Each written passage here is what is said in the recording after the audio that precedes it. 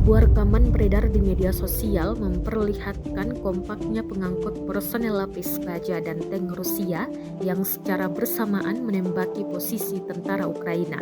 Rekamannya beredar di Telegram pada Minggu 21 Mei 2023. Dalam keterangan unggahan disebutkan sejumlah peralatan tempur Rusia secara bersamaan menyerang posisi angkatan bersenjata Ukraina di arah Zaporozhye.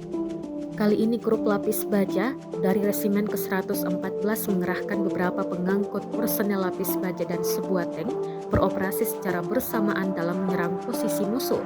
Serangan tampak diluncurkan dari jarak jauh dan diklaim tepat mengenai posisi tentara Ukraina. Rekamannya pun menuai berbagai komentar dari warganet.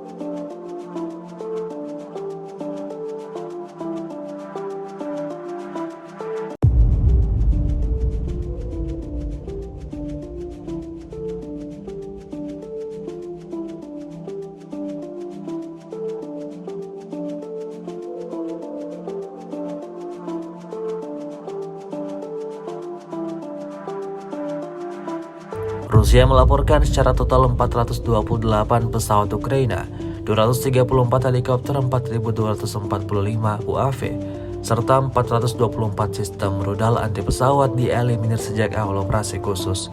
Sementara itu dari kubu Kiev, Kementerian Pertahanan Ukraina melaporkan 730 tentara Rusia dieliminir dalam sehari terakhir.